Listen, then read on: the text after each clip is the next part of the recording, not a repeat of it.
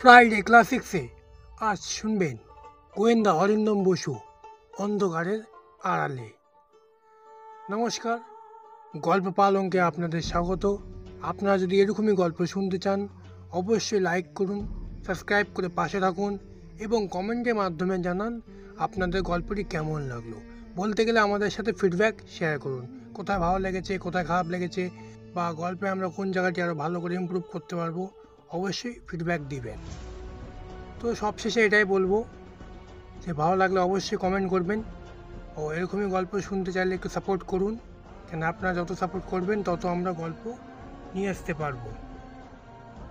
কারণ আপনাদের একটি সাপোর্ট আমাদের মোটিভেট করে আরও অনেকগুলি গল্প বানাতে। তাহলে অবশ্যই সাপোর্ট করুন। ধন্যবাদ। তাহলে এবার গল্প শুরু করা যাক।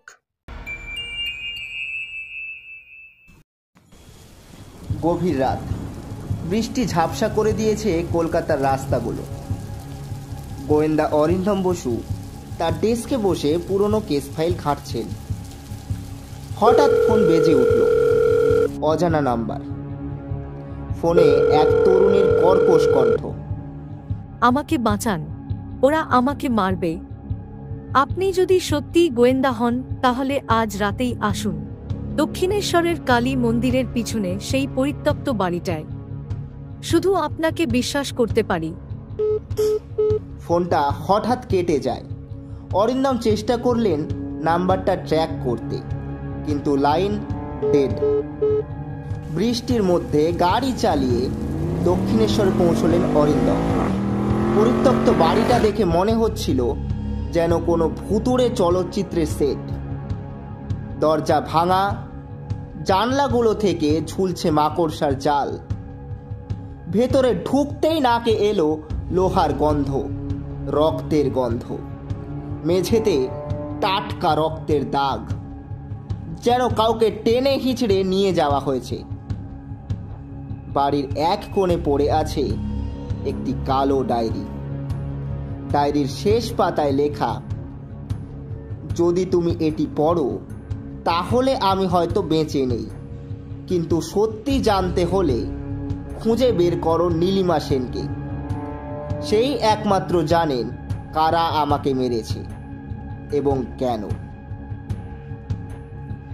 পরের দিন অফিসে বসে অরিন্দম রিসার্চ শুরু করলেন। নীলিমা সেন 28 বছর বয়সী সাংবাদিক, যিনি গত মাসে রহস্যজনকভাবে নিখোঁজ হয়েছেন। তার শেষ আর্টিকেল ছিল কলকাতার আন্ডারওয়ার্ল্ড, রাজনীতি ও মাদকের জাল, যেখানে তিনি কয়েকজন উচ্চপদস্থ ব্যক্তির নাম উল্লেখ করেছিলেন।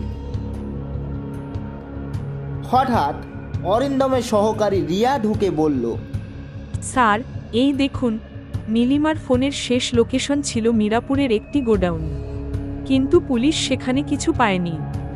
সন্ধ্যায় অরিন্দম গোডাউনে পৌঁছলেন। জায়গাটা অন্ধকার, নিস্তব্ধ। ভেতরে ঢুকতেই শোনা গেল কারো পায়ের শব্দ। হঠাৎ লাইট জ্বলে উঠল। চারপাশে 4-5 জন সশস্ত্র লোক। একজন এগিয়ে এসে বলল, গোয়েন্দা বাবু এখানে এসে ভুল করলেন। নীলিমাকে নিয়ে যত খাটাখাটি করবেন আপনার অবস্থা নীলিমার মতনই হবে। ঝটপট অরিন্দম একটা ফ্ল্যাশ গ্রেনেড ছুঁড়ে মারলেন।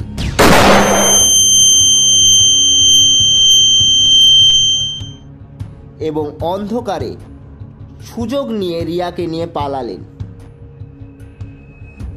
সব সময় কাছে রাখি, সুযোগ বুঝে ব্যবহার করি। এই কে ইমেল করেছে?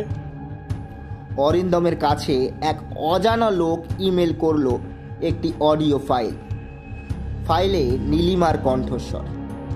যদি এটা শোনো তাহলে আমি হয়তো বেঁচে নাও থাকতে পারি। আমি প্রমাণ পেয়েছি যে বিধান সিনহা, এক বিশিষ্ট ব্যবসায়ী, এবং ইন্সপেক্টর দেবনাথ মিলে শহরে মাদক পাচার করছেন। আমার হাতে ডকুমেন্ট আছে যা আমি লুকিয়ে রেখেছি। সেটা পাবেন আমার ঠাকুমার বাড়ির পুজোর ঘরে, পুরনো রামায়ণ বইয়ের ভেতর। নীলিমার ঠাকুরমার বাড়িতে গিয়ে অরিন্দম খুঁজে পেলেন একটি পেন ড্রাইভ, যাতে সমস্ত প্রমাণ ছিল। কিন্তু তখনই হঠাৎ পুলিশ এসে তাকে ঘিরে ফেলল। ইন্সপেক্টর দেবনাথ নিজে এসে বললেন, আপনি জাল প্রমাণ নিয়ে আমাদের নামে ষড়যন্ত্র করছেন। অরিন্দম বুঝলেন এটা একটা ফাঁদ। তিনি আগে থেকে পেন ড্রাইভের তথ্য কপি করে রিয়াকে দিয়ে রেখেছিলেন। তিনি চিৎকার করে বললেন, দেবনাথ, তুমি ধরা পড়েছ। এই মুহূর্তে মিডিয়া হাতে সমস্ত প্রমাণ চলে গেছে। এবার সরো, রাস্তা দাও। পরের দিন সংবাদপত্রের হেডলাইন, বাহ, হেডলাইন তো ভালোই। মাদক পাচারের কেলেঙ্কারি উন্মোচন, বিধান সিনহা ও ইন্সপেক্টর দেবনাথ গ্রেপ্তার। কিন্তু নীলিমার কি হলো? অরিন্দম খুঁজে পেলেন একটি গোপন হাসপাতালে তাকে। অর্ধমৃত অবস্থায় সে বেঁচে আছে। নীলিমা, তুমি ধীরে ধীরে সুস্থ হয়ে ওঠো। তোমার সাহায্যের জন্য অসংখ্য ধন্যবাদ। তুমি সাহায্য না করলে হয়তো এরা ধরাও পড়তো না। কিন্তু কলকাতা আন্ডারওয়ার্ল্ড এখনো বিপজ্জনক। তুমি সাবধানে থাকবে। আপনি চিন্তা করবেন না গোয়েন্দাবাবু, আমি আবারও লড়াই করতে প্রস্তুত। আজ এ পর্যন্তই। ফিরছি আমরা পরের সপ্তাহে। এবং আপনাদের মতো যদি কেউ আর গল্প শুনতে ভালোবাসে তাহলে তার সাথে গল্পটি শেয়ার করুন। শুধু এই গল্পটি নয়, আমাদের বাদবাকি গল্পগুলি শেয়ার করুন। আর আপনি যদি বাদবাকি গল্প না শুনে থাকেন তাহলে শুনুন আমাদের অফিসিয়াল ইউটিউব চ্যানেল গল্প পালঙ্কে।